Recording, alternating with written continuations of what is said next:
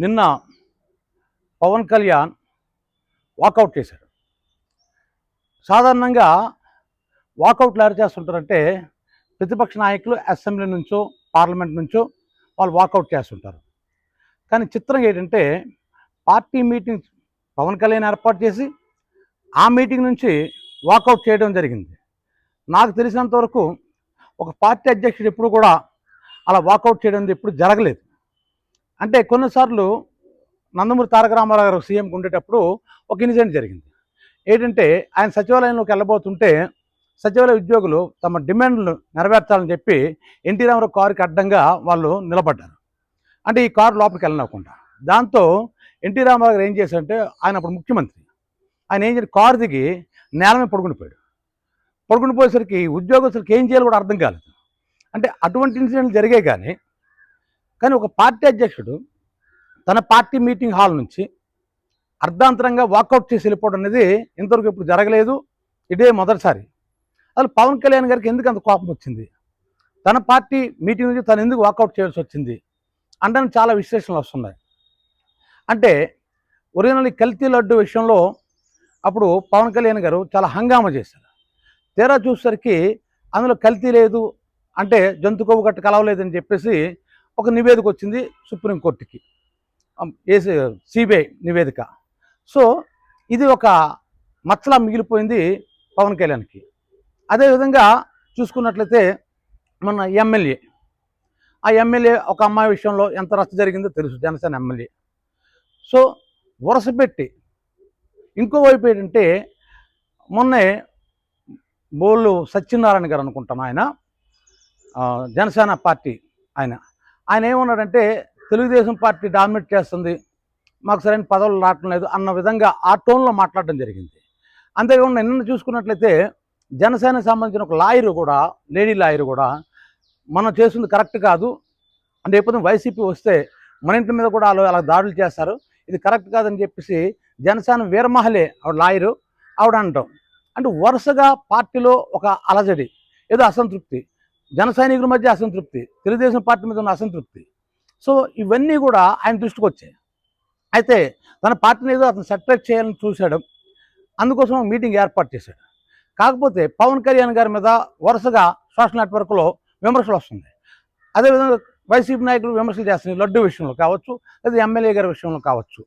మరి ఇలాంటి విమర్శలు వస్తుంటప్పుడు ఒక నాయకుడికి అతను ఏమనుకుంటాడు, తన తర్వాత క్యాడరు అంటే నాదెండ్ల మనోహర్ కావచ్చు, లేదా మిగతా నాయకులు ఉన్నారు కదా జనసేనలో, వాళ్ళు దాన్ని ఖండించాలి కదా.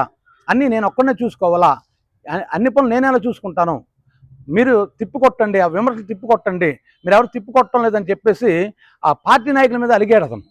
అంటే అది సహజమే. ఎందుకంటే జగన్మోహన్ రెడ్డి గారిని ఎవరైనా విమర్శిస్తే వెంటనే అంబటరాంబాబు లేదా పేరు నానియో ఎవరో ఒకరు రంగంలోకి వచ్చి వాళ్ళు కౌంటర్ ఇస్తుంటారు.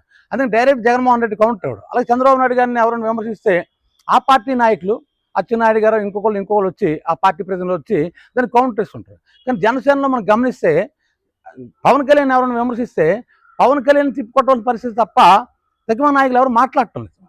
అది ఈయన కోపం తెప్పించింది అనమాట.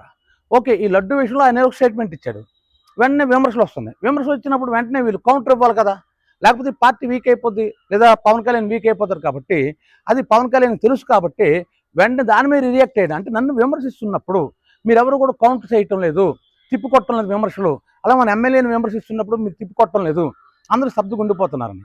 దీనికి కారణం ఏంటి అంటే ఇక్కడ ఒకటేనండి. సాధారణంగా ఏంటంటే ఏ పార్టీలో ఏం జరుగుతుందంటే మొత్తం పార్టీని బూత్ లెవెల్ నుంచి, ఒక మండల స్థాయి నుంచి, మున్సిపాలిటీ స్థాయి నుంచి పార్టీని బలోపేతం చేసుకుంటూ వస్తారు. కానీ పవన్ కళ్యాణ్ ఏంటంటే వన్ మ్యాన్ షో అనమాట. అంటే ఆయనకునే క్రేజ్ బట్టి నన్ను చూసి ఓట్లేస్తారు అనే ఫీలింగ్ కావచ్చు ఆయనకి. దాంతో పార్టీని పెద్దగా విస్తృత స్థాయిలో ఆయన ఇంకా నిర్మించలేదు పూర్తిగా. ఇది ఈరోజు సమస్య కాదు, రేపు ఎలక్షన్ వచ్చినప్పుడు కూడా రేపు పవన్ కళ్యాణ్ ఫేస్ చేయబోయే సమస్య. ఇప్పటికైనా సరే ఆ పార్టీని బలోపేతం చేసుకోవాలి.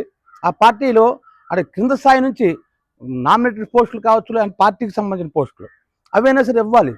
అంటే ప్రతి వార్డు ప్రెసిడెంట్ అని, ఆ విధంగా మండల స్థాయిలోని, అలాగే జిల్లా స్థాయిలోని వాళ్ళకి పదవులు ఇస్తే వాళ్ళు యాక్టివ్ పనిచేస్తారు. కానీ ఇంతవరకు కూడా పూర్తి పార్టీని ఆయన నిర్మించుకోలేకపోయాడు. ఆ విషయం లాస్ట్ ఎలక్షన్లో కూడా చెప్పాను. మీరు జ్ఞాపకం తెచ్చుకుంటే తెలుగుదేశం మనం తక్కువ సీట్లు ఇస్తుందంటే అసలు ఎక్కువ సీట్లు ఇస్తే పోటీ చేసిన ఎంతమంది, మనకు ఆ స్థాయి ఉందా, మన బూత్ కమిటీలే లేవు, మనం మేనేజ్ చేయగలం, ఏం మాట్లాడుతున్నారు మీరు అని చెప్పేసి తన పార్టీ కార్యకర్తల మీద, పార్టీ నాయకుల మీద ఆయన ఒకరోజు కలపడ్డాడు. సో ఇప్పుడు ఆయన పరిస్థితి ఏంటి అంటే, నన్ను ఇలా కార్నర్ చేస్తున్నా సరే మా పార్టీ నుంచి ఎవరు కౌంటర్ చేయటం లేదని ఆయన బాధ. కౌంటర్ చేసే అంత స్వేచ్ఛ వాళ్ళకు ఉందా, ఇది మొదటి పాయింట్. ఎందుకంటే ఆ రోజు లడ్డూ విషయంలో మీరు సడన్గా కాషాయ వస్త్రాలు ధరించేసి మీరు మెట్లు కడిగేసి అవన్నీ చేశారు. అవన్నీ చేసినప్పుడే రాబోతున్నటువంటివి కూడా ముందే మీరు ఆలోచించగలరు. నాయకుడు అంటే ఏంటి, రాబోతున్నటువంటి ఉపద్రవం ఏమైనా జరుగుతుందా, మనం ఇప్పుడు ఈ పని చేస్తుంటే దీన్ని రివర్స్ అయినా కొడతాదా అనేది ఆలోచించాలి. ఆలోచించడం మీరు తొందరపడ్డారు ఆ రోజు. ఇప్పుడు దీన్ని ఏ విధంగా కౌంటర్ చేస్తారు? ఒకవేళ కౌంటర్ చేయాలనుకున్న ఏ విధంగా చేస్తారు? అదంతా పబ్లిక్లో తెలిసిపోయింది. అక్కడ సుప్రీంకోర్టు కూడాను ఈ విషయం మీద ఎవరు మాట్లాడకండి, రాజకీయ నాయకులు దేవుణ్ణి రాజకీయాలకు ముడిపెట్టకండి, లాక్కండి అని కూడా సుప్రీంకోర్టు హెచ్చరించిన తర్వాత కదా ఆగారు. అంతవరకు రెచ్చిపోయారు కదా. అప్పుడు రెచ్చిపోయిన తర్వాత ఇప్పుడు ఏమని కౌంటర్ ఇస్తారు వాళ్ళు మాత్రం? ఇదొక పాయింట్. అలాగే ఎమ్మెల్యే విషయం, మరి అంబటి రాంబాబు కూడా అతని విషయం కూడా వచ్చింది. అంటే అప్పుడు ఎవరు అమ్మాయికి ఫోన్ చేయటం, అలాగే అవంతి శ్రీనివాస్ కానీ, అలాగా వైసీపీ నాయకుల మీద కూడా ఇటువంటి ఆరోపణలు వచ్చాయి.